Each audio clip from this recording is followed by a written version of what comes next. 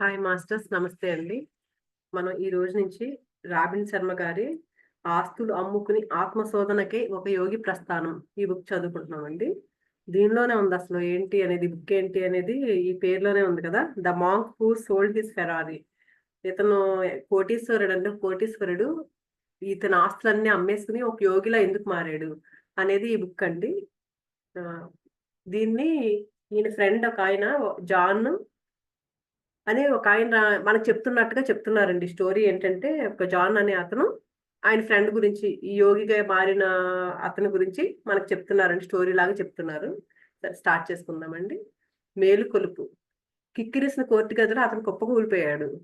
దేశంలోనే అతి ప్రఖ్యాతి చెందిన న్యాయవాదుల్లో అతను ఒకడంటండి. అతను కోర్టు గదిలో పడిపోయాడంట. న్యాయస్థానంలో అతను ఎంత ఎంత అన్ని విజయాలు, ఎన్నో విజయాలు సాధించాడంటండి.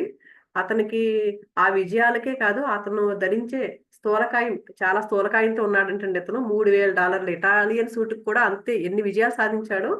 ఈ సూట్ అంటే ఎప్పుడూ ఆ $3,000 ఇటాలియన్ సూట్ వేసుకుని ఉండేవాడంటండి. అంటే అతను అంత కోటీశ్వరుడు కాబట్టి అలా చెప్తున్నారండి. దానికి కూడా అంతే ప్రసిద్ధి ఆయన అని. విజయాలకు ఎంత ప్రసిద్ధో, ఆ కోర్టుకి కూడా అంతే ప్రసిద్ధి అని. అలాంటి వ్యక్తి కుప్పకూలిపోవడం చూసి నేను దిగ్భ్రాంతితో చేష్టలుడిగిపోయాను. ఈ జాన్ అనే ఆయన చెప్తున్నాడండి, మనకి స్టోరీ చెప్తున్నాడు. ఈ చివరి వరకు కూడా ఈయన చెప్తున్నట్టే మనకు ఉంటుందండి ఇది బుక్. ఆయన ఈయన గురించి చెప్తున్నాడనమాట. ఆ మహానుభావుడు జూలియస్ మాంటెల్, ఈయన పేరండి. ఎవరు యోగి, మనం ఎవరైతే యోగి ఆస్తులు అమ్ముకున్నాడని చెప్పారు కదా, ఆయన పేరేంటంటే జూలియస్ మాంటెల్.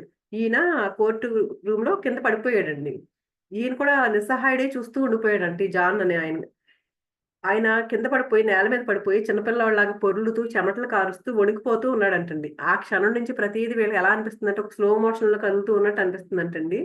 ఈ లోప అతని అసిస్టెంట్ ఒక అమ్మాయి, భగవాన్, జూలియన్ కి ఏదో ఏదో ఘోరం జరిగిపోయింది అని అంటుందంటండి. అందరూ చూస్తారు దాన్నే. కానీ అందరూ ఒకేసారి ఏం జరిగిందో తెలియక ఒకేసారి ఇలా ఉండిపోతారు కదండి, ఏం చేయాలో అర్థం కాక ఒక్క నిమిషం. ఈవిడ అలా అనేసరికి అప్పటికే ఈ జడ్జి ఉంటది కదండి, ఆవిడ కూడా ఏం చేయాలో అర్థం కాలే ఒక్క నిమిషం. వెంటనే ఆవిడ, ఈ అసిస్టెంట్ ఇలా అనేసరికి ఆవిడ దగ్గర ఎమర్జెన్సీ కోసం ఫోన్ ఉందంటండి. ఆ ఫోన్ పెట్టుకుని ఆ ఫోన్ లో ఎవరితో మాట్లాడిందంట, ఏదో చెప్పింది. ఈయన కూడా ఎవరు మనకి చెప్తున్నారు, ఎవరైతే చెప్తున్నారో ఆ జాన్ కూడా నిర్ఘాంతపోయి నుంచున్నాడంట. ఆయన కూడా ఏం చేయలేకపోయాడంట. అంటే సడన్ గా అలా జరిగేసరికి మనకి ఏం చేయాలో తెలియదు కదండి. వీళ్ళంతా నిర్ఘాంతపోయి చూస్తున్నారు అనమాట. ఒకేసారి ఆయన పడిపోవడం, కుప్పకూలిపోవడం చూసి ఆయన అనుకున్నాడంట, "ఓ పిచ్చి వెధవా, ఎప్పుడే చావకు, అప్పుడే చనిపోయే సమయం రాలేదు, ఇలా చనిపోవడం నీకు తగదు" ఇలా అనుకుంటున్నాడంట ఈ జాన్ నోట్లో లోపల. అంతవరకు శిలాప్రతిమలో నుంచుని పోయాడు కోర్టు జవాన్ కూడా. అంటే ఒకేసారి అయ్యేసరికి ఎవరికేం తోచట్లేదండి. ఒకేసారి ఇంకా ఏం చేశాడండి, అక్కడ జనరల్‌గా ఏం చేయాలో ప్రథమ చికిత్స చేశాడంటండి. ఆ జూలియన్ అసిస్టెంట్ ఉంది కదండీ, ఆవిడ అతని మొహం పైకి ఇలాగా తన ముంగురులు పడేలాగా వంగంటండి ఓదారుస్తూ మాట్లాడుతుందంట, "నీకేం పర్వాలేదు" అనేసి. కానీ అతనికి అవేమి వినిపించి ఉండవు అని చెప్తున్నారు. ఈయన ఇంకా ఏం చెప్తున్నారంటే, జూలియన్ ఈయనకి 17 సంవత్సరాల నుంచి తెలుసంటండి. ఎందుకంటే ఈయనెవరు, ఈ జాన్ మనకు చెప్పేది జాన్ ఉన్నాడు కదా, ఆయనెవరంటే ఇతను శిక్షణ కోసం ఎంపిక చేసుకున్న ఒక విద్యార్థి అంటండి. అంటే అతనితో పాటు పనిచేయడానికి ఇతను లాయర్ అండి. ఆ జూలియన్ ఎవరైతే పడిపోయారో అతను, జూలియన్ అనే అతను ఒక లాయర్ అనమాట. ఆ లాయరు ఇతన్ని పని కోసం ఇతన్ని తీసుకున్నాడండి. ఒక అసిస్టెంట్ టైప్‌లో, అసోసియేట్ లాగా ఇతన్ని తీసుకున్నాడంటండి. ఎందుకంటే ఈ జూలియన్ చాలా తెలివితేటలు కలవాడంటండి. చాలా అందగాడు కూడానంటండి. అసలు భయం అనేది తెలీదంట అతనికి. ఓహ్! భయమనేది తెలియని ఒక న్యాయవాది.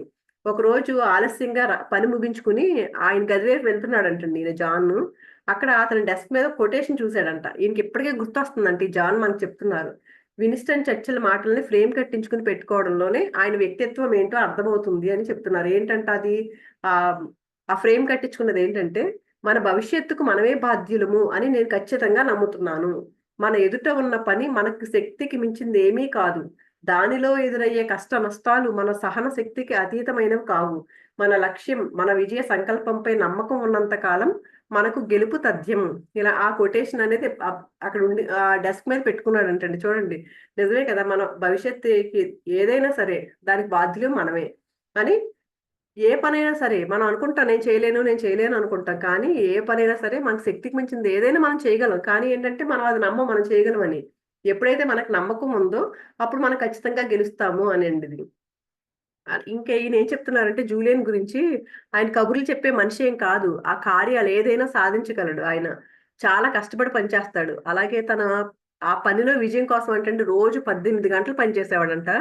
అతని తండ్రి కూడా ప్రముఖ సెనేటర్ అంటండి. సెనేటర్ మనకి ఇప్పుడు ప్రెసిడెంట్ అలా అంటారు కదా, అలా అమెరికాలో అయితే సెనేటర్లు అంటారు కదా.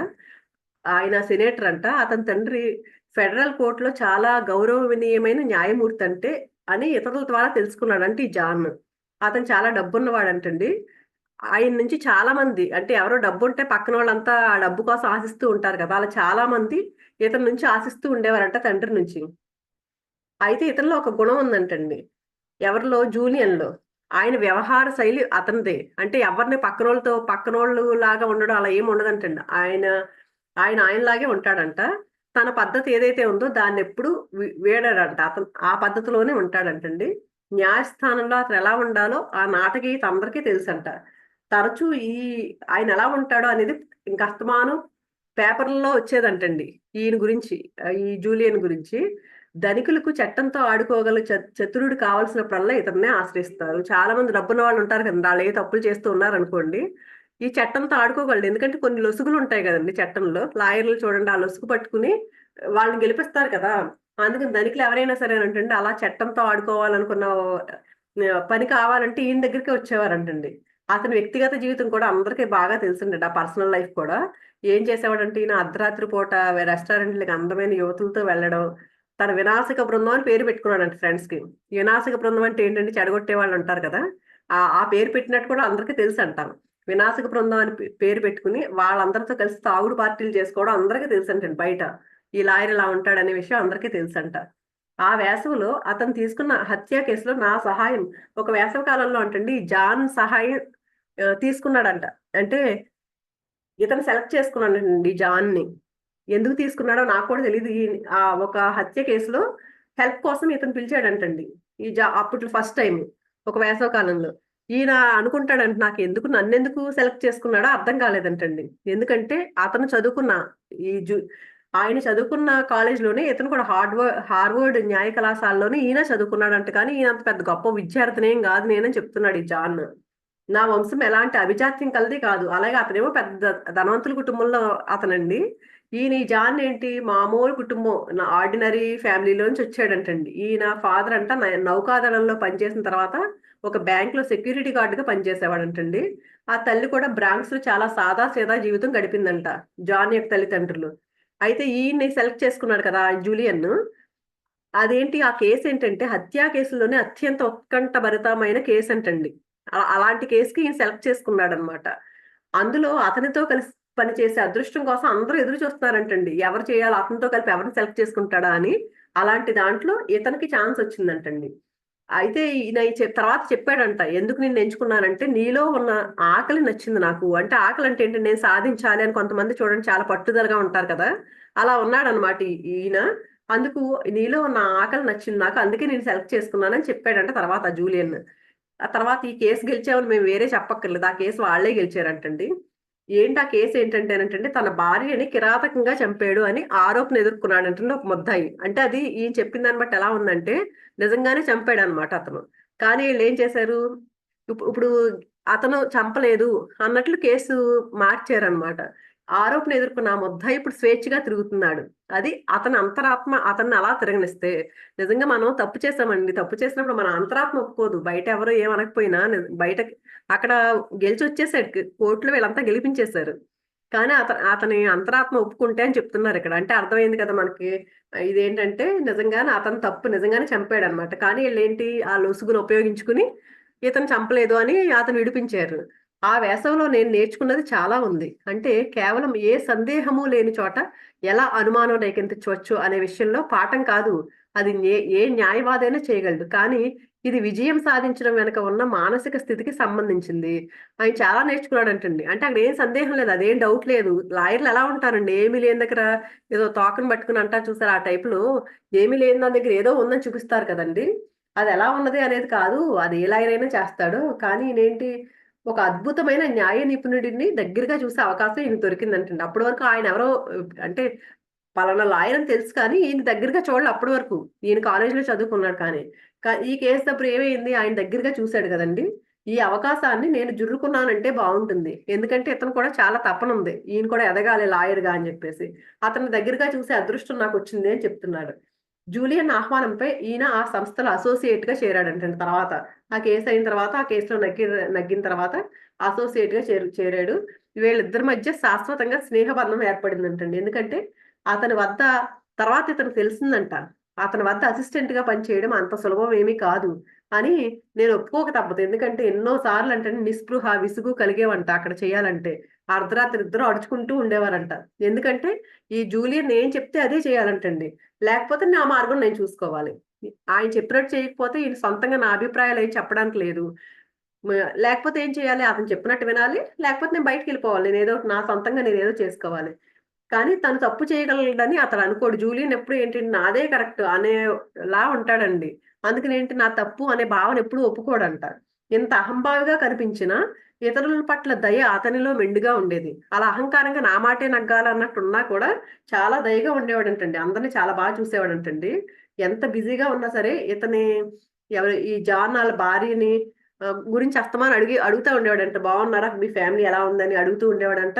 ఇంకో స్టూడెంట్ ద్వారా తెలుసుకున్నాడంట. ఏంటి ఈయన ఆర్థిక ఇబ్బందుల్లో ఉన్నాడు జాన్ అని తెలుసుకునంటండి. మంచి ప్రతి నెల కొంచెం ఇదొచ్చిన ఉపకార వేతనం వచ్చేలాగా ఏర్పాటు చేశాడంట. ప్రతి నెల కొంచెం అమౌంట్ ఆళ్ళ ఇంటికి ఎళ్ళేలాగా ఏర్పాటు చేశాడంట. అలాగే అందరితోనూ పోట్లాటలు పెట్టుకునేవాడు, విచ్చలవిడిగా తిరిగేవాడు అనేది నిజమే కానీ, తన మిత్రులను మాత్రం నిర్లక్ష్యం చేసేవాడు కాదంటండి. విచ్చలవిడిగా తాగుడు పార్టీలు అవి చెప్పారు కదండీ! అలా ఉండేవాడంట. అందరితోనూ పోట్లాటలు పెట్టుకునేవాడంట. కానీ తన మిత్రులను మాత్రం చాలా బాగా చూసుకునేవాడంటండి. అతనితో అసలు నిజమైన సమస్య ఏంటి అంటేనంటండి, అతని పనంటే అతనికి ఉన్మాదమే. అంటే ఆ పనిలో చిక్కుకున్నాడంటే ఇంకేమి తెలీదనమాట. ఇంకేమి అక్కర్లేదనమాట ఆయనకి. అది మాత్రం అతనికి ఉందంటండి. ఫస్ట్ అంటే ఈ మొదలుపెట్టిన కొత్తల్లో తొలి సంవత్సరాల్లో సంస్థ మంచి కోసం కష్టపడక తప్పదు అనే సాగుతూ రాత్రింబవళ్ళు పనిచేస్తున్నట్లు చెప్పేవాడు. ఏదైనా కంపెనీ స్టార్ట్ చేసినప్పుడు ఫస్ట్‌లో మనం కొంచెం నిలదొక్కుకునే వరకు కష్టపడాలనుకుంటాం కదండీ! ఫస్ట్‌లో ఏం చెప్పేవాడంటే ఇలా ఇలా చెప్పేవాడంట. ఇప్పుడే కదా మొదలుపెట్టాము. కొంచెం మనం కష్టపడాలి తప్పదు అని పని చేస్తూ ఉండేవాడంట రాత్రి పగళ్ళు. వచ్చే శీతాకాలంలో నెల రోజులు సెలవు మీద కేమాన్స్‌కెళ్తాలే అనేవాడంటండి. అంటే తర్వాత శీతాకాలం వస్తుందిగా అప్పుడు రెస్ట్ తీసుకుంటాలే అప్పుడు అనేవాడంట. అయితే రోజులు గడిచే కొద్దీ అంటండి జూలియన్ ప్రతిష్ట వ్యాప్తి చెందింది. ఎందుకు వ్యాప్తి చెందిందంటే అతను ప్రతి కేస్‌లో విన్ అయితా ఉండేవాడు. గెలిచేవాడండి ప్రతి కేస్‌ను. అందుకని పని భారం కూడా ఎక్కువైపోయిందంటండి. కేసులు కుప్పలు తెప్పలుగా వచ్చి పడేవంట. ప్రతి కేసు నగ్గుతా ఉండేవారంటండి. అందుకు ఎన్నో కేసులొచ్చేసేవంటండి. మంచి సవాలు ఎదురైనప్పుడు వెనుకంజ వేసే స్వభావం లేదంటండి ఈయనకి. ఉత్సాహంగా కేసులు చేపట్టి పని భారం పెంచుకునేవాడు. ఇంకా అంటే ఎవరు గెలిస్తే వాళ్ళకి ఎక్కువ వస్తూ ఉంటాయి గదండీ కేసులు. అలా ఇంకా పని భారం బాగా పెరిగిపోయిందంటండి. చాలా అరుదుగా మాత్రమే విశ్రాంతి తీసుకునేటప్పుడు ఈయనతో అనేవాడంట, తను రోజుకి 2 గంటల కంటే ఎక్కువ నిద్రపోతే ఏదో తప్పు చేశానని ఫీల్ అయ్యేవాడంటండి. అని చెప్పేవాడంట జాన్‌తో. 2 గంటల కంటే ఎక్కువ నువ్వు పడుకుంటే ఇలా ఏదో గిల్టీగా అనిపిచ్చేదంట అతనికి. క్రమంగా అతను ఈయనకి అర్థమయ్యింది ఏమంటేనంట, ఒక విధమైన ఆకలితో దహించుకుపోతున్నాడు. అంటే ఎంత నెగ్గినా సరే ఇంకా సరిపోవట్లేదు. ప్రతి దానిలో సక్సెస్ అవుతున్నాడు. అయినా సరే అతనికి దాహం తీరట్లేదని ఈయనకి అర్థమైందంటండి. అది మరింత ప్రతిష్ట, మరింత వైభవం, మరింత ధనం కోసం కలిగే ఆకలి. అంతే కదండీ! అది ఏది మనకి ఎంతున్నా సరే ఇంకా ఏదో కావాలనిపిస్తది. అందుకే గదా! మనం మన ఈయనకి కూడా అలాగేనండి. ప్రతీది ఇంకా ప్రతిష్ఠ ఇంకా పెరిగిపోవాలి. ఇంకా ఇది కావాలి అని ఇంకా ఇంకా పెరిగిపోతుందంట. ఈయన ఏం తృప్తి పడట్లేదంట ఎక్కడ. అందరూ ఊహించినట్లుగానే జూలియన్ గొప్ప విజయం సాధించాడు. ఎంతో మంది కలలు కనేవన్నీ అతను సంపాదించాడు. అసాధారణమైన పేరు ప్రఖ్యాతులు, కోట్లలో సంపాదన, అత్యంత ప్రసిద్ధులు నివసించే ప్రాంతంలో విశాలమైన భవనం, తన స్వంతానికి విమానం, వేసవి విడిదికి ఒక ద్వీపంలో వసతి గృహం, వీటన్నింటికంటే అతను ఎంతో మోజుపడి కొనుక్కున్న ఎర్రని ఫెరారీ కారు. ఇవన్నీ సంపాదించుకున్నాడంటండి అతను. చూడండి అతను లేని సౌకర్యం ఏమీ లేదు. అన్ని రకాల విమానం గూడా ఉందంటండి సొంతంగా. తె అయితే అతని పరిస్థితి అందరూ అనుకునేంత గొప్పగా లేదని బహుశా అందరికంటే ముందు నేనే గ్రహించాను. పైకి మాత్రం అన్నీ ఉన్నాయి. పైకి ఎలా కనిపిస్తదండి? దూరంగా చూసేవాళ్ళకి ఆహా! ఎంత అదృష్టవంతుడు అలా అనుకుంటారు. కానీ పక్కనే చూస్తున్నాడు కదండీ! జాన్ ఎప్పుడు పక్కనే ఉంటాడు గదా! ఇతనికి అర్థమైందంటండి. బయట అందరూ అనుకునేంత గొప్పగా ఇతని పరిస్థితి ఏమీ లేదు అని. అంటే నేను అందరికంటే తెలివి గలవాడిని కాదు. తెలివి గలవాడినని కాదు. అతనితో ఎక్కువ సమయం గడిపాను కాబట్టి నాకర్థమైంది అతని వాలకం ఏంటి అనేది. ఎప్పుడూ పని చేస్తూనే ఉండేవాళ్ళం కనుక మేము ఇద్దరం ఎప్పుడూ కలిసి ఉండేవాళ్ళం. అసలు పని వేగం కాస్త తగ్గడం అనే మాటే లేదు. ఎప్పుడు పని చేస్తూనే ఉండాలంటండి. ఒకదాని వెంట ఒకటి, ఒకదాన్ని మించిన మరో కేసు వస్తూనే ఉండేయంటండి. ఎంత బాగా సిద్ధమైనా ఇప్పుడు లాయర్‌లు వాదించాలి కదండీ కేసు. ఎంత బాగా వాదించడానికి రెడీ అయినా సరే కూడా ఈ జూలియన్ ఇంకా అసంతృప్తిగానే ఉండేదంటండి. ఏమనేవాడంటండి, దేవుడు దయతలచకపోతే ఆ టైంకి జడ్జి వేరే ఏదో అడిగాడు అనుకో, ఈ మాట అడిగితే ఏం చెప్పాలి అని ఆలోచించేవాడంటండి. చాలా బాగా ప్రిపేర్ అయ్యేవారంట ఒక్కొక్క ప్రతి కేసుకి. అయినా సరే ఏదో ఇంకా డిస్సాటిస్ఫాక్షన్, అమ్మో ఇంకా జడ్జి ఇంకా ఇలా అడిగితే ఏం చేయాలి, ఇలా అడిగితే ఏం చేయాలని అంటండి. అలా అలా ఉండేవాడంటండి తృప్తి లేకుండా. మా అధ్యయనంలో లోపాలు ఉంటే ఎలా? ఒకవేళ న్యాయస్థానంలో కారు హెడ్ లైట్ల వెలుగులో బిక్క చచ్చిపోయిన లేడి పిల్లల నేను ఊహించని పరిణామం ఎదురై అవాక్కైపోతేనో ఇలాంటి అనుమానాలన్నీ ప్రకటించేవాడంటండి. అందుకే మేము మా శక్తిని మించి నిరంతరం శ్రమ పడుతూనే ఉండేవాళ్ళం. ఇంకా అలాంటప్పుడు ఇంకెప్పుడు భయం భయంగా ఉంటది కదండి, ఏమైపోతుందా అని. అలా అలా శ్రమ అందుకని దానికోసం కష్టపడుతూనే ఉండేవారంటండి. అన్ నేను కూడా అతనిలా పని రాక్షసుని అయిపోయాను. అంటే పక్కన ఉన్న వాళ్ళని చూస్తే ఆటోమేటిక్‌గా మనం కూడా జరిగిపోతాం కదా! ఈ జాన్ కూడా ఇంకా అలాగే అయిపోయాడంటండి. పని చేస్తూనే ఇంకా పని రాక్షసుడు అయిపోయాను. యావత్తు ప్రపంచం తమ కుటుంబాలతో హాయిగా కాలం గడుపుతున్న సమయంలో మేము కాలానికి బానిసలమై ఒక పెద్ద భవనపు 64వ అంతస్తులో కూర్చుని ప్రపంచాన్ని మా గుప్పెట్లో పెట్టుకున్నామని అనుకుంటూ గొప్ప విజయం సాధించేస్తున్నామన్న భ్రమలో జీవించేవాళ్ళం. అంతే కదా! ఇప్పుడు చూడండి చాలా మంది అలాగే ఉంటారు కదండీ. ఎంతసేపు బిజినెస్‌లని అవని ఇవని ఎంతసేపు ఆఫీస్‌లో కూర్చుంటారు చూసారా? వీళ్ళు కూడా అలాగేనంటండి.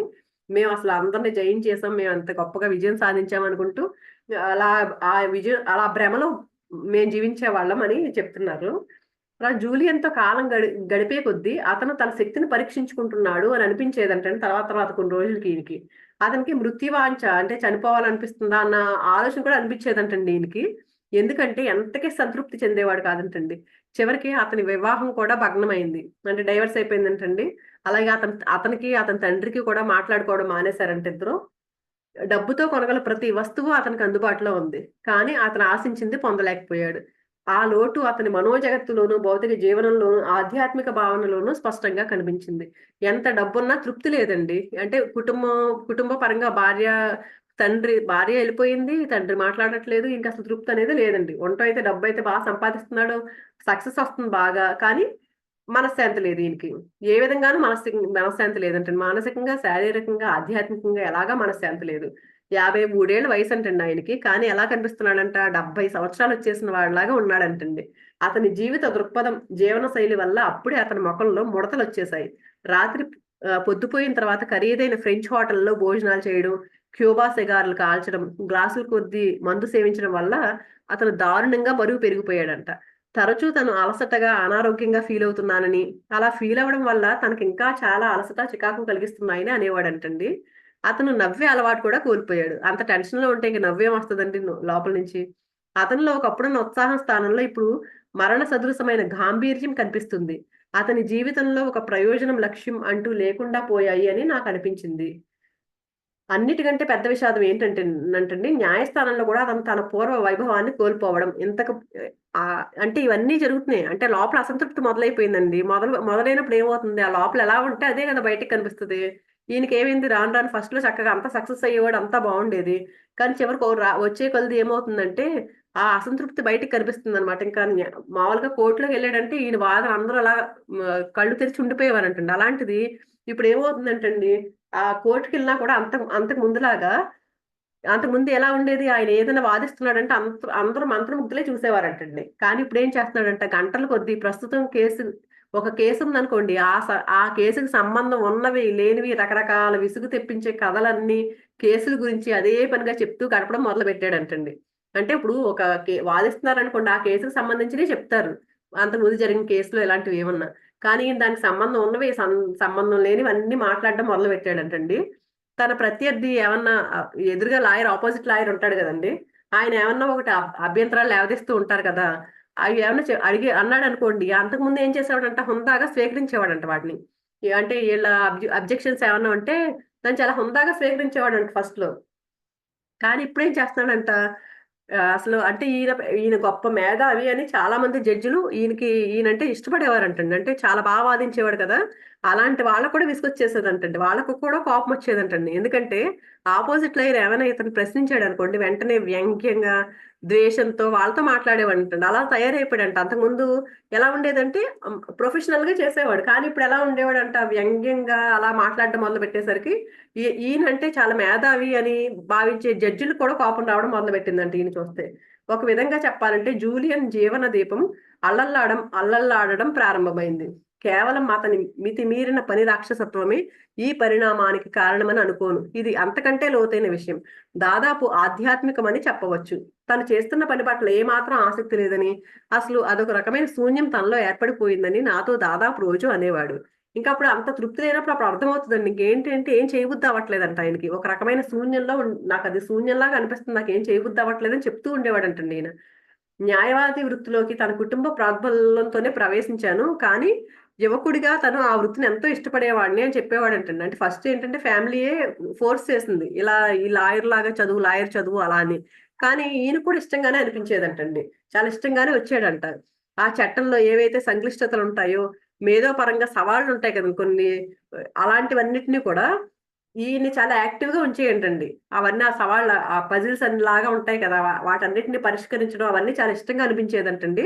అవి ఆకర్షించేవంట ఫస్ట్ లో ఈయనకి. సమాజంలో మార్పు తీసుకురావడంలో చట్టానికి ఉన్న ప్రభావం, శక్తి తనకు ప్రేరణ కలిగించేవి అని చెప్తూ ఉండేవాడంట. సమాజంలో అలాంటివన్నీ నాకు ఇన్స్పిరేషన్ నాకు అని చెప్తూ ఉండేవాడంట.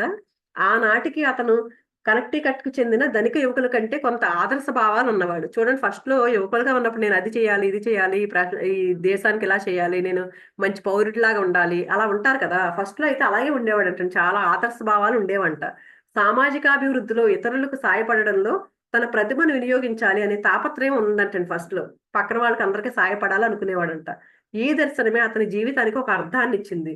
అతనికి ఒక లక్ష్యాన్ని చూపింది. అతనిలో ఆశను చిగుర్చింది. అందుకే ఇలాంటి లక్ష్యం ఉంది కాబట్టే అతనికి ఇంకా ఏదో చేయాలి, ఏదో చేయాలి అనుకునేవాడంట. జూలియన్ జీవితం పతనం కావడానికి అతని జీవన శైలి, వృత్తి మాత్రమే కాక వేరే కారణాలు కూడా ఉన్నాయి. నేను అతని సంస్థలో చేరకముందు అతని జీవితంలో ఏదో ఒక విషాదకరమైన సంఘటన జరిగింది. అంటే ఇతను ఇంత అంటే ఆహ్, ఏమీ ఖాళీ లేకుండా పని చేసేయడం ఇదే కాదు, ఇంకేదో కారణం ఉందంటండి ఆయనకి ఒక రీజన్. కానీ అదేదో జరిగింది ఈయనకి కూడా తెలీదంట జాన్‌కి. ఒక విషాదకరమైన సంఘటన జరిగింది. కానీ అదేంటో ఎవరికీ చెప్పుకోలేని సంఘటన అనడం తప్పితే, ఆ సీనియర్స్ నుంచి కూడా ఇంకేమీ తెలుసుకోలేకపోయాడంట జాన్. అదేం జరిగింది, ఒక విషాదకరమైన సంఘటన అనేది ఎవరి నుంచి తెలుసుకోలేకపోయాడంట ఈయన కూడా. కానీ ఏదో జరిగిందంట ఆయన జీవితంలో. నోటి దురుసుకు పేరు పొందిన తాగుబోతు జూలియన్ సంస్థలో భాగస్వామి అయిన హార్డింగ్ కూడా ఈ విషయంలో మాత్రం తన పెదవి విప్పనని చెప్పాడంట. అంటే హార్డింగ్ అనే ఆయన ప్రతిదీ చెప్తాడంట, కానీ ఇది ఆయన కూడా చెప్పలేదంట. ఈ కటిక రహస్యం ఏదైనా కానీ జూలియన్ పతనానికి పరోక్షంగా కారణమైంది అని నాకు అనిపించేది. నాకు అది తెలుసుకోవాలి అన్న కుతూహలం మాత్రమే కాదు, చేతనైతే అతనికి సహాయం చేయాలన్న ఆకాంక్ష కూడా ఉంది. అంతే కదా, మన పక్కన కలిసి పనిచేసాడండి అన్ని రోజులు. అతన్ని పైకి తీసుకురావాలి అంటే, బయటికి తీసుకురావాలి అని అనిపిస్తది కదా! ఈయనకి సహాయం చేయాలనిపించేదంట. అతను కేవలం నా గురువు మాత్రమే కాదు, నాకు అతి సన్నిహిత మిత్రుడు కూడా. సరిగ్గా ఈ సమయంలో ఈ సంఘటన జరిగింది. ఇతను ఆలోచిస్తాడు. అతని జీవితం గురించి అంతా పడిపోయిన టైంలో ఆలోచిస్తున్నాడండి. జూలియన్‌కి వచ్చిన గుండె నొప్పి అతన్ని మళ్ళీ ఈ మర్త్యలోకానికి సన్నిహితుణ్ణి చేసింది. ఆ సోమవారం ఉదయం 7వ నంబర్ కోర్టు గదిలో ఎన్నో హత్య కేసులు గెలిచిన నేలపైనే అతను ఒరిగిపోయాడు. తర్వాత ఈ సెకండ్ చాప్టర్ అండి. ఏంటంటే విలక్షణ అతిథి. సంస్థ సభ్యులకు అది అత్యవసర సమావేశం. వీళ్ళంతా ఒక ఇది ఉంటది కదండీ! ఒక సంస్థ వాళ్ళందరికీ ఒక మీటింగ్ పెట్టుకున్నారంటండి. ఆ రూమ్‌లోకి, ఆ ప్రధాన గదిలోకి ప్రవేశిస్తుండగానే ఏదో గంభీరమైన సమస్యను చర్చించబోతున్నామని అర్థమైందంటండి జాన్‌కి. వృద్ధుడైన హార్డింగ్ మొదలుపెట్టాడంటండి ప్రసంగించడం. నేను ఇప్పుడు మీకు చెప్పబోయేది నిజంగా దుర్వార్తే. జూలియన్ మాంటెల్ నిన్న ఎయిర్ అట్లాంటిక్ కేసు వాదిస్తుండగా గుండె నొప్పొచ్చింది. ప్రస్తుతం అతను ఇంటెన్సివ్ కేర్‌లో ఉన్నాడు. పర్వాలేదు, పరిస్థితి స్థిరంగానే ఉంది. త్వరలో కోలుకుంటాడని డాక్టర్ చెప్పాడు. అయితే జూలియన్ ఒక నిర్ణయం తీసుకున్నాడు. అది మీరందరూ తెలుసుకోవాల్సింది. అతను మన సంస్థను వదిలిపెట్టేశాడు. అసలు న్యాయవాద వృత్తిని వదిలేశాడు. ఇక ఎప్పటికీ తిరిగి రాడు. ఈయనకి అర్థమై ఏంటి, మీటింగ్‌లో చెప్తున్నాడండి. ఎవరో ఈ హార్డింగ్ అనే అతను. ఇంక రాడు, ఇతను హాస్పిటల్‌లో ఉన్నాడు చెప్పేసాడంట. నేనింక ఈ లాయర్ లాగా మొత్తం నేను ఎళ్ళిపోతున్నాను. నేను ఇంక లాయర్ లాగా కూడా ఉండనని చెప్పేసాడంటండి. ఈయన జాను నిర్ఘాంతపోయాడంట అది వినగానే. ఎందుకంటే అతనికి ఏవో సమస్యలున్నాయని తెలుసు కానీ, పూర్తిగా మమ్మల్ని వదిలిపెట్టి వెళ్ళిపోతాడని అనుకోలేదంట ఈయన. పైగా ఎన్నాళ్ళు ఇంత కలిసిమెలిసి ఉన్నాడు కదా! మరి ఈయనతోనే కలిసి పనిచేసాడు కదా! నాకు చాలా క్లోజ్ ఫ్రెండ్ అని చెప్తున్నాడు కదా ఈయన. కానీ ఈయనకైతే ఏ మాట చెప్పలేదు. నాకొక్క మాట కూడా చెప్పలేదు అని బాధ అనిపించిందంటండి ఇతనికి. ఈయన హాస్పిటల్‌కెళ్ళాడంట ఆయన చూడడానికి. అప్పుడంటండి అతను చూడడానికి ఒప్పుకోలేదంట. పైగా నర్సులందరితో చెప్పాడంట, ఈయన కనిపిస్తే గనక అసలు మేము మేము అసలు ఎవరిని లోపలికి రానివ్వట్లేదు. మేమెవరిని అలౌ చేయట్లేదని చెప్పేసంట. నా అతను నిద్రపోతున్నాడు, డిస్టర్బ్ చేయకూడదని చెప్పేలాగా ముందే ఆర్డర్స్ పాస్ చేసాడంట. అందుకని ఈయనసలు చూడనివ్వలేదంట. అలాగే ఈయనతో ఫోన్‌లో మాట్లాడడానికి కూడా ఇష్టపడలేదంటండి. బహుశా అతను మర్చిపోవడానికి ప్రయత్నిస్తున్న జీవితానికి నేను ప్రతినిధిని కాబట్టేమో, అంటే ఈయనే కదండి ఎక్కువగా పనిచేశాడు. ఆ జీవితం మర్చిపోదాం అనుకుంటున్నాడు ఆయన. ఎందుకంటే లాయర్ వృత్తిని కూడా వదిలిపెట్టి వెళ్ళిపోతానని చెప్తున్నాడు కదా! అది మర్చిపోవడానికి అతను ఏదైతే మర్చిపోవాలనుకుంటున్నాడో దానికి సంబంధించిన వాడిని కదా నేను. అందుకేనేమో నాతో మాట్లాడట్లేదు అనుకుంటున్నాడు. ఎవరికి తెలుసు, ఒకటి మాత్రం చెప్పగలను. ఈ ప్రవర్తన నన్నెంతో గాయపరిచింది. ఈ సంఘటన జరిగి 3 ఏళ్లయింది. జూలియన్ ఏదో యాత్ర పేరిట భారతదేశానికి వెళ్ళాడని నేను అతని గురించి విన్న చివరి వార్త. చూడండి, మన భారతదేశంలో ఎవరైనా చూడండి, మిలారెప్పా కథలో చదువుకున్నాం మనం. సుప్త చేతనాత్మక మనసులో మర్ఫీ గారు కూడా భారతదేశంలో పర్యటించానని చెప్పారు. ఇప్పుడు ఇందులో కూడా భారతదేశం చూడండి, మనం నిజంగా ఒక ఆధ్యాత్మిక, అందుకే పుణ్యభూమి, ఆధ్యాత్మిక భూమి, కర్మభూమి ఇవన్నీ అంటారు చూసారా మనకి. మనం ఇక్కడ ఉన్న నాలెడ్జ్ అంతా ఎంత తెలుసుకోవాలి చూడండి. ఎక్కడెక్కడి నుంచో వచ్చి అందరూ మన దేశం వచ్చి ఇక్కడంతా నేర్చుకునండి బుక్స్ రాశారు. అంతా మన నాలెడ్జ్ ఇదంతా. అంటే మనం ఇక్కడ అక్కడ ఏం తేడా లేదు. అందరం ఒకటే కానీ, అయినా సరే మనం ఇక్కడ ఉన్నామంటే మనం ఇంకా ఎక్కువ నేర్చుకోవాలి. ఆళ్ళే అంత నేర్చుకుని ఇంత ఆళ్ళ దగ్గర నుంచి మనం నేర్చుకోవడం కాదు. మనం మన వేదాల్లోంచి ఇంకా బాగా నేర్చుకోవాలండి మనం నాలెడ్జ్. ఆయన భారతదేశానికి వెళ్ళాడు అని ఈయన విన్నాడంటండి. ఆయన గురించి చివరి వార్త. తన జీవితాన్ని సరళం చేసుకోవాలని అనుకుంటున్నాడని, కొన్ని ప్రశ్నలకు సమాధానాలు అన్వేషిస్తున్నాడని, ఆ వేదభూమి, ఏ వేదభూమి? మన భారతదేశం. ఆ వేదభూమిలో అవి దొరుకుతాయని ఆశిస్తున్నాడని అతను తన భాగస్వామి ఒకరితో చెప్పాడని తెలిసింది. ఈయనకి తెలిసిందంటండి. ఆయన ఎళ్ళిపోయాడు, ఇండియా ఎళ్ళాడు. అక్కడ ఏదో అన్వేషిస్తున్నాడు.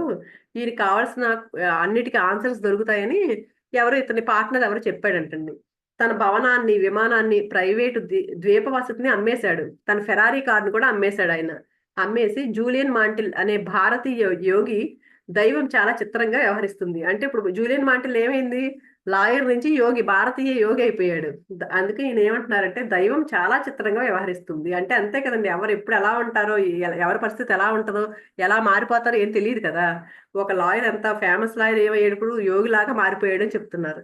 ఈ 3 ఏళ్లలో నేను అతిగా పనిచేసే యువ న్యాయవాది దగ్గర నుంచి అపనమ్మకం పెరిగిన ప్రౌఢ న్యాయవాదినయ్యాను. అప్పుడు ఈయన మామూలుగా యువ న్యాయవాది కదా! ఫస్టు యంగ్ లాయర్ ఈయన. తర్వాత ఏమయ్యాడు, ఇప్పుడు ప్రౌఢ న్యాయవాది అయ్యాను అంటే మిడిల్ ఏజ్‌లోకి వచ్చినట్టన్నమాట. నాకిప్పుడు పిల్లలు కూడా ఉన్నారు. చివరికి నేను కూడా జీవితానికి అర్థం ఏమిటి అనే అన్వేషణలో పడిపోయాను. దీనికి ముఖ్య కారకులు నా పిల్లలనుకుంటా. నా ప్రాపంచిక దృష్టిని, దానిలో నా పాత్ర పట్ల వైఖరిని వాళ్ళు మార్చేశారు. మా నాన్న అన్నమాట నిజం. జాన్, నువ్వు మరణశయ్యపై ఉన్నప్పుడు ఆఫీస్‌లో ఇంకా సమయం గడిపి ఉండవచ్చేమో అని ఎప్పుడూ అనుకోవు. అంతే కదా! మనం చనిపోయేటప్పుడు ఎలా ఉంటది? అయ్యో! ఆఫీస్‌లో ఇంకా పని చేయాల్సింది అనుకోం కదా! అని ఆళ్ళ తండ్రి చెప్పేవాడంట. హాయైన సాధారణమైన జీవితంలో స్థిరపడ్డాను. రోటరీ క్లబ్‌లో చేరి నా భాగస్వాములను, క్లయింట్లను ఆనందపరచడానికి శనివారాలు గోల్ఫ్ ఆడడం మొదలుపెట్టాను. జాన్ జాన్ ఆయన గురించి ఆయన చెప్తున్నాడండి. నేనేం చేస్తున్నానని. కానీ ఒక్క విషయం మీకు చెప్పాలి. నేను ఏకాంతంగా ఉన్నప్పుడు ఎన్నో సార్లు జూలియన్ ఏమయ్యాడు అంటే 3 సంవత్సరాలు అయిపోయింది కదండీ జూలియన్ వెళ్ళిపోయి. ఈయన ఖాళీగా ఉన్నప్పుడల్లా ఆయన గురించి ఆలోచిస్తూ ఉండేవాడంట. ఈయన మాత్రం ఏంటి మామూలుగా లైఫ్ కొంచెం హ్యాపీగానే గడుపుతున్నాడు. ఎప్పుడు గుర్తొచ్చినా ఆయన గురించి చాలా సార్లు గుర్తొచ్చేవాడంటండి. ఇన్నేళ్లలో అతను ఎలా ఉన్నాడు అని ఆలోచిస్తూనే ఉన్నాడంట ఈయన. బహుశా అతను భారతదేశంలోనే స్థిరపడ్డాడేమో! అది ఎంత వైవిధ్యభరితమైన ప్రదేశం అంటే, అతను ఇలాంటి అవిశ్రాంత మనస్కుడికి కూడా పనికొస్తుంది. లేక నేపాల్‌లో పర్వతారోహణ చేస్తున్నాడా? కేమాస్‌లో స్కూబా డైవింగ్ చేస్తున్నాడా? ఒకటి మాత్రం నిజం. అతను మళ్ళీ న్యాయవాద వృత్తికి జోలికి వెళ్ళలేదు. తన న్యాయవాద వృత్తి నుంచి విరమించుకొని వెళ్ళిపోయిన తర్వాత ఎవ్వరికీ అతని నుంచి ఒక పోస్ట్ కార్డ్ కూడా అందలేదంటండి. ఆయన ఎళ్ళిపోయింది 3 సంవత్సరాలు అయిపోయింది కదండీ! ఎవ్వరికీ ఎలాంటి లెటర్ కూడా రాయలేదంట. అతను ఎక్కడున్నాడో ఎవరికీ తెలియలేదంట. 2 నెలల క్రితం నా ప్రశ్నలకు తొలి సమాధానం లభించింది. నేను ఆ రోజుకి నా చివరి క్లయింట్‌తో బిజీగా గడిపిన తర్వాత నా చురుకైన అసిస్టెంట్ జెనీవీవ్ నా గదిలోకి తొంగి చూస్తుంది. ఈయన ఆయన గురించి ఆలోచిస్తూ ఉన్నాడు. ఏమైపోయాడో అనుకుంటూ ఉన్నాడు. ఈయనకి చివరికి ఒక సమాధానం దొరికింది. ఏంటి ఆ రోజు ఇతని అసిస్టెంట్ వచ్చిందంటండి. వచ్చి నిన్ను చూడడానికి ఎవరో వచ్చారు జాన్. చాలా అత్యవసరం అంట. నిన్ను చూడందే వెళ్ళరంట అని చెప్పిందంటండి. చెప్తే ఈయన నేను వెళ్ళిపోతున్నాను జెనీవ్ అని అసహనంగా అన్నాడంట. ఎందుకు వెళ్ళిపోయే టైంలో ఎవరైనా కస్టమర్స్ వచ్చారనుకోండి చాలా చిరాకుగా అనిపిస్తది కదా! డాక్టర్స్ అయినా ఎవరైనా సరే, అమ్మో! ఇంక నాకు టైం అయిపోయింది నా వల్ల కాదంటారు కదా! అలాగే ఈయన తర్వాత రోజు ఏదో కేస్ ఉందంట ఈయనకి. హామిల్టన్ కేస్ వాదన సిద్ధం చేసుకోవాలి నేను. ఈలోగా కాస్త టిఫిన్ తిని వెళ్తాను. ఇప్పుడు ఎవ్వరిని చూసే టైం లేదు నాకు. తక్కిన వాళ్ళలాగా ఇతన్ని కూడా అపాయింట్‌మెంట్ తీసుకొని రమ్మని చెప్పు. మరీ మొండికేస్తే గనక సెక్యూరిటీకి అప్పగించు అని చెప్పాడంట అసిస్టెంట్‌కి. కానీ ఈ అమ్మాయి ఏం చెప్తుందంట, నిన్ను చూసి తీరాల్సిందే అంటున్నాడు. కాదంటే ఒప్పుకునేలాగా లేడు అని చెప్తుందంట. అప్పుడు ఈయనకి అనిపించిందంట, ఒక క్షణం సెక్యూరిటీ గార్డ్‌ని పిలవనా అనుకున్నాడంట. కానీ నిజంగా ఏమో ఏమైనా అత్యవసరమేమో అని అనుమానం వచ్చిందంట. కాస్త ఉదారంగా ఉందాం అనుకున్నాడంట. సరే అతన్ని లోపలికి పంపు. నాకు కొత్త కేస్ రావడం కూడా మంచిదే కదా! అన్నాడంటే చివరికి. ముందేంటి సెక్యూరిటీ గార్డ్‌ని పిలిచేద్దాం ఎవరు ఎళ్ళమంటే ఎళ్ళట్లేదు అనుకున్నాడు కానీ, సరే కొత్త కేస్ వచ్చిందేమోలే అని మళ్ళీ పిలిచాడంటండి. నా గది తలుపు నెమ్మదిగా తెరుచుకుంది. తలుపు పూర్తిగా తెరవగానే నా ముందు 30 ఏళ్లు పైబడిన ఒక చిరునవ్వులు చిందిస్తున్న వ్యక్తి నించుని ఉన్నాడు. అతను పొడుగ్గా, సన్నగా, కండపుష్టితో ఉన్నాడు. అతని నుంచి శక్తి ఉప్పొంగుతోంది. నేను న్యాయ కళాశాలలో చదువుకుంటున్నప్పుడు నాతో కలిసి చదువుకున్న కొందరు ధనిక యువకులు గుర్తుకొచ్చారు. అంటే ఒక యువకుడిలాగా 30 సంవత్సరాలు పైబడిన వ్యక్తి వచ్చాడు. చాలా బాగుంది అతను చూడగానే. ఈయనకెవరో గుర్తు రావట్లేదు. నాతో పాటు చదువుకున్నారు చాలా మంది ధనిక యువకులు చదువుకున్నారు. వాళ్ళెవరన్నానా అని అనుకుంటున్నాడంటే. ఎందుకంటే వాళ్లకు పరిపూర్ణమైన కుటుంబాలు, పరిపూర్ణమైన ఇళ్ళు, అత్యుత్తమ కార్లు, అద్భుత చర్మ సౌందర్యం ఉండేది. అందుకని వాళ్ళనుకుంటున్నాడండి ఈయన. వాళ్ళెవరన్నానా అని. ఈ అతిథికి అందమైన యవ్వన శోభ మాత్రమే కాదు ఉన్నది. వాటికి మించిన ఒక ప్రశాంతత, దైవ సన్నిధిలో మనం ఉన్నాము అనే భావన కలిగించే శాంతం అతనిలో ఉన్నాయంటండి. అంటే చాలా ప్రశాంతంగా ఉన్నాడు.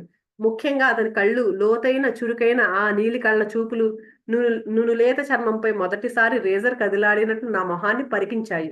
నా ఉద్యోగం కోసం ప్రయత్నిస్తున్న మరో కొత్త న్యాయవాదేమో అనుకున్నాను. అసలు అతను అలా నుంచుని నా కేసు ఎందుకు చూస్తున్నాడు? కొంపతీసి ఈయన పోయిన వారం అంటండి ఈయన విడాకుల కేసు వాదించాడంట. అందులో భార్య వైపు వాదించాడనమాట. ఈయనకి ఏంటి అలా చూస్తున్నాడంట అతను. ఏంటి ఏం మాట్లాడట్లేదు ఇతను. కొంపతీసి నేనేమన్నా విడాకుల కేసులో ఆ భార్య తరపు వాదించాడు కదా, ఈయన గెలిచాడంటండి. ఆ భార్య తలుపు భర్త ఇతను ఏమైనా కొంపతీసి అనుకుంటున్నాడండి. నేను నిజంగానే అప్పుడు అనిపించిందంట, నిజంగానే సెక్యూరిటీ గార్డ్ని పిలిచి ఉండాల్సింది, ఇలా నుంచుని చూస్తున్నాడు ఇతను ఏం మాట్లాడట్లేదు అని ఫీల్ అయ్యాడంట. బుద్ధుడు తన మెచ్చిన శిష్యుణ్ణి చూసినట్లు అతను ఇంకా నా కేసు అలాగే తదేకంగా చూస్తున్నాడు. ఇలాంటి ఇబ్బందికరమైన కొన్ని క్షణాలు గడిచిన తర్వాత అతను సాధికారికమైన కంఠస్వరంతో మాట్లాడి నన్ను ఆశ్చర్యపరిచాడు. అప్పుడు చాలా కొన్ని క్షణాలు గడిచాక అప్పుడు మాట్లాడాడంటండి. అతిథుల్ని పలకరించే పద్ధతి ఇదేనా జాన్? ముఖ్యంగా నీకు న్యాయవాద వృత్తిలో తెలియాల్సిందల్లా నేర్పించిన వ్యక్తితో మాట్లాడే విధానం ఇదేనా? ఈ వృత్తి రహస్యాలు నేను నాలోనే దాచుకోవాల్సింది అతను నవ్వుతూ అన్నాడంటండి. అంటే మరి ఇతనికి లాలో అన్ని నేర్పించింది ఇతనే కదండి, ఇతని దగ్గరే నేర్చుకున్నాడు కదా. అందుకంటున్నాడు ఇలాగేనా పలకరించేది, నేను నీకే నేర్పించినా అని. నా కడుపులోంచి ఒక అవ్యక్త భావన తన్నుకొచ్చింది. తేనెలా మృదువుగా ఉంటూనే చురుగ్గా ఉండే ఆ కంఠస్వరాన్ని గుర్తుపట్టాను. నా గుండె వేగంగా కొట్టుకుంది. జూలియన్, నిజంగా నువ్వేనా? నేను నమ్మలేకుండా ఉన్నాను. నిజంగా నువ్వేనా? జూలియన్ అన్నమాట అలా అయిపోయాడు. ఇతనే గుర్తుపట్టలేకపోయాడు. అంటే ఎన్నో సంవత్సరాలు కలిసి పనిచేశారండి. అయినా సరే అతనే గుర్తుపట్టలేనంత అయిపోయాడంటే ఈ జూలియన్. అతను పగలబడి నవ్వేసరికి నా సందేహాలు పటాపంచలయ్యాయి. ఈ యువకుడు మరెవరో కాదు, భారతీయ యోగిగా మారిపోయిన నా మిత్రుడు జూలియన్ మాంటెల్. అతనిలో వచ్చిన ఈ అసాధారణ పరిణామానికి నిశ్చేష్టుణ్ణి అయ్యాను. ఆ దెయ్యం లాంటి అనారోగ్యపు తెల్లదనం, రోగాన్ని సూచించే ఆ దగ్గు, నిర్జీవమైన ఆ కళ్ళు, నా మాజీ సహచరుడి రూపం మాయమైంది. అతని సంతకాలుగా మారిన వయసుకు మించిన ముసలితనం, నిస్తేజమైన భావ ప్రకటన మాయమయ్యాయి. నా ఎదుట ఉన్న వ్యక్తి అద్భుతమైన ఆరోగ్యంతో, కాంతివంతమైన ముఖ కవళికలతో వెలుగుతున్నాడు. అతనిలోని అసాధారణ శక్తికి మెరుస్తున్న ఆ కళ్ళు సూచిస్తున్నాయి. దానికంటే ముఖ్యంగా అతనిలో ఒక ప్రశాంతత వెల్లువిరుస్తోంది. అతని కేసు తదేకంగా చూస్తూ ఉంటేనే నాలో ఒక గొప్ప శాంతి కలుగుతుంది. అతనిప్పుడు ఆందోళనాభరితుడైన టైప్ ఏ న్యాయ సంస్థ సీనియర్ భాగస్వామి కాడు. నా ముందున్న వ్యక్తి యవ్వనంతో గొప్ప శక్తిని ప్రతిబింబిస్తూ, చిరునవ్వు నవ్వుతూ, మార్పుకు నమూనాగా ఉన్నాడు. ఇప్పుడు ఎవరండి వచ్చిన ఆయన ఇంతకీ? ఈ జూలియన్ మాంటెల్. ఆయన లాయర్ కదా, వెళ్ళిపోయాడు కదా, భారతదేశం వెళ్ళిపోయాడు కదా, ఒక యోగిలాగా మారి తిరిగి వచ్చాడండి. తర్వాత జూలియన్ మాంటెల్‌లో ఆకస్మిక పరిణామం అనేది చాప్టర్ రేపు చెప్పుకుందామండి. ఎందుకంటే అది పెద్దదుంది. థాంక్ యూ సో మచ్ అండి.